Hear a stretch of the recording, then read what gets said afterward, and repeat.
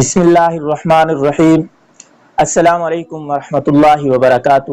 آج ہم بات کرنے والے ہیں پہلا کلمہ طیبہ، اس کے حقیقت کے متعلق بات کریں گے۔ جس کلمہ کو پڑھ کر انسان دائرہ اسلام میں داخل ہو جاتا ہے وہ کلمہ طیبہ کہلاتا ہے، لا الہ الا اللہ محمد الرسول اللہ۔ اس کلمے کے دو جز ہیں۔ پہلا جز انسان کو مقصد زندگی بتاتا ہے اور دوسرا جز انسان کو طرز زندگی بتاتا ہے۔ پہلے جز کے اندر بھی 12 حروف ہیں اور دوسرے جز کے اندر بھی 12 حروف ہیں۔ انسان کی زندگی کے اندر بھی ایک دن اور رات کے تقریباً 12 اور 12 24 گھنٹے بنتے ہیں اور کلمے کے بھی 24 الفاظ ہیں، تو یہ تقاضا کرتے ہیں 24 حرف 24 گھنٹوں سے کہ آپ انسان کے 24 گھنٹے کلمے کے مطابق ہو جائیں، یعنی 24 گھنٹے انسان اللہ کے حکم کو نبی علیہ الصلوۃ والسلام کے طریقوں کے مطابق پورا کرنے والا بن جائے۔ اور پہلا حصہ اس کے 12 حروف ہیں اور 12 کے 12 حرف بغیر نقطہ کے ہیں۔ یہ اس بات کی طرف اشارہ ہے کہ اللہ وحدہ لا شریک ہے، اللہ کا کوئی شریک نہیں، یہاں تک کہ ایک نقطہ بھی اللہ کا شریک نہیں ہے۔ یہ کلمہ، یہ پہلا حصہ جو ہے کلمے کا، یہ دنیا کا عظیم ترین کلمہ ہے جو بغیر ہونٹ ملائے ادا ہو جاتا ہے۔ لا الہ الا اللہ، ہونٹ آپس کے اندر ملے نہیں ہیں، یہ ادا ہو گیا اور آسانی سے ہر انسان ادا کر سکتا ہے، کوئی مشکل نہیں ہے۔ دوسرا حصہ کلمے کا محمد الرسول اللہ ہے۔ محمد الرسول اللہ، اس کے اندر بھی کوئی نقطہ نہیں ہے۔ یہ اس بات کی طرف اشارہ ہے کہ محمد صلی اللہ علیہ وسلم کا کوئی ثانی نہیں ہے۔ جو بھی نبی علیہ الصلوۃ والسلام کا ثانی ہونے کا دعویٰ کرے گا وہ مرتد اور زندیق ہے، دائرہ اسلام سے خارج ہے، واجب القتل ہے۔ یہاں تک کہ اس کے اندر اللہ تعالیٰ کو نقطہ بھی گوارا نہیں ہے، نقطہ بھی اللہ نے نہیں لگایا۔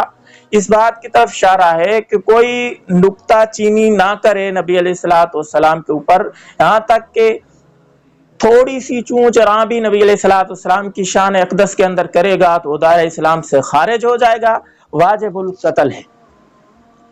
تو یہ 12 حروف پہلے حصے کے ہو گئے، 12 دوسرے حصے کے۔ اب بات یہ سمجھیں کہ یہ اللہ رب العزت کا کلمہ ہے، اللہ رب العزت نے ہمیں عطا کیا ہے۔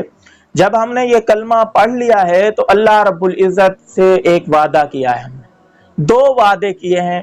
نمبر 1 وعدہ یہ ہے کہ یا اللہ تیرے حکموں کو مانیں گے، تیرے نبی پاک صلی اللہ علیہ وسلم کے طریقے کے مطابق حکموں کو پورا کریں گے اور زندگی گزاریں گے۔ اب اللہ رب العزت کے ہم حکموں کو کیوں پورا کریں بھائی؟ اللہ رب العزت کے حکم کیا ہیں؟ اب اللہ رب العزت نے ہمیں حکم کیوں کیا ہے میرے بھائی؟ اللہ رب العزت ہمارے خالق ہیں اور جو ہم مخلوق ہیں، اللہ رب العزت ہمارے مالک ہیں اور ہم مملوک ہیں۔ اور یہ دنیا کا قانون ہے کہ جو خالق ہوتا ہے مخلوق اس کے تابع ہوتی ہے، جو خالق حکم کرے گا مخلوق کو ماننا پڑے گا، اور جو مالک حکم کرتا ہے مملوک کو وہ ماننا پڑتا ہے۔ اب بات یہ ہے کہ اللہ رب العزت کو ہم نے دیکھا نہیں ہے۔ بات ماننے کے لیے یہ ضروری ہے کہ جو ذات حکم کر رہی ہے، جو ذات آپ کو آرڈر کر رہی ہے، اس کو انسان دیکھے۔ جیسا کہ کوئی شخص ہمیں حکم کرے تو ہم نے جب تک اس کو دیکھا نہ ہو تو ہم کیسے بات مانیں گے؟ اور دوسری بات یہ ہے کہ اس کی بات جب تک سنے نہیں۔ اب اللہ تعالیٰ کی ہم نے نہ بات سنی ہے نہ اللہ تعالیٰ کو دیکھا ہے، تو اس کے لیے ایک واسطے کی ضرورت ہے، وہ محمد الرسول اللہ ہے۔ تو یہ کلمے کے دونوں جز تقاضا کرتے ہیں کہ یہ دونوں اکٹھے ہیں، جدا نہیں ہیں۔ کوئی شخص کہے میں لا الہ الا اللہ کو مانتا ہوں، محمد رسول اللہ کو نہیں مانتا، تو یہ بھی دائرہ اسلام سے خارج ہے۔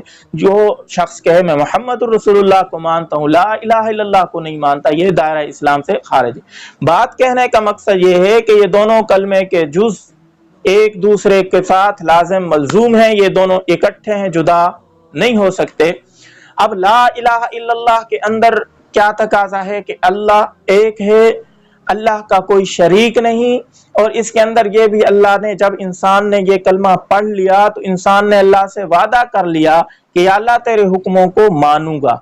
अब वो हुक्म अल्लाह ने जो हमें अता किए हैं, अहकामात हैं, उनको अब हम पूरा कैसे करेंगे? अब अल्लाह रब्बुल इज़्ज़त की ज़ात तो ऐसी नहीं है कि हमें अमल करके दिखाए। नमाज है, अल्लाह रब्बुल इज़्ज़त हमें अदा करके नहीं दिखा सकते। इसके लिए अल्लाह रब्बुल इज़्ज़त ने 1,24,000 अंबिया भेजे। अल्लाह के अहकामात मुख्तलिफ शरीयतें लेकर आते रहे, मुख्तलिफ किस्म के अहकामात हुआ करते थे। नबी अलैहिस्सलातु वस्सलाम भी इसी तरह आखिरी नबी हैं। नबी अलैहिस्सलातु वस्सलाम आए, उन्होंने इंसानों को अल्लाह रब्बुल इज़्ज़त के हुक्म करके दिखाए कि अल्लाह के हुक्म को कैसे पूरा करना है। अल्लाह रब्बुल इज़्ज़त ये समझते थे, ये बात जानते थे, अल्लाह के इल्म में अज़ली में थी ये बात कि इंसान को जब मैं हुक्म करूंगा तो वो सोचेगा कि हमें तरीका तो आता नहीं, हम कैसे करें, ये काम मुश्किल है, हम कैसे करेंगे।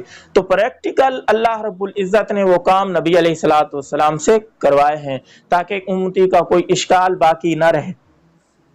मादरत के साथ गर्मी बहुत है, पसीना आ रहा है बार बार, इसलिए मैं डिस्टर्ब हो रहा हूँ, थोड़ा बात सही समझा भी नहीं पा रहा। तो अल्लाह रब्बुल इज़्ज़त के अहकामात नबी अलैहिस्सलाम ने अब नमाज है, नमाज पढ़ के दिखलाई कि उम्मती इस तरह नमाज पढ़ेगा तो नमाज काबिल कबूल है, वरना नमाज काबिल कबूल नहीं है। अल्लाह के रसूल ने रोज़े रख कर दिखाए कि इस तरह रोज़ा रखना है, ये आमाल हैं सारे अल्लाह के रसूल ने करके दिखलाए हैं। हज है, ज़कात है, सदकात हैं, ये जितनी माली इबादतें हैं या बदनी या कौली इबादतें हैं, नबी अलैहिस्सलातु वस्सलाम ने करके दिखलाई हैं कि ऐसे ऐसे इंसान ने करनी है। अब अगर कोई इन तरीकों से हटकर ये अहकामात के अंदर लगेगा, नबी अलैहिस्सलाम का तरीका नहीं होगा, तो वो काबिल कबूल नहीं है।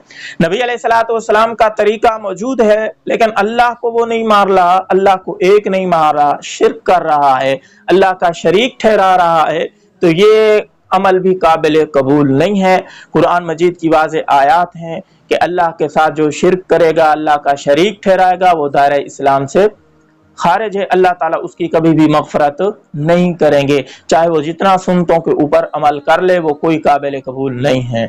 और जितना मर्जी अल्लाह रब्बुल इज़्ज़त की तौहीद को मानता हो, लेकिन नबी अलैहिस्सलातु वस्सलाम के तरीके नहीं है, अपने तरीके उसने अपनाए हुए हैं, तो ये भी काबिल कबूल नहीं है।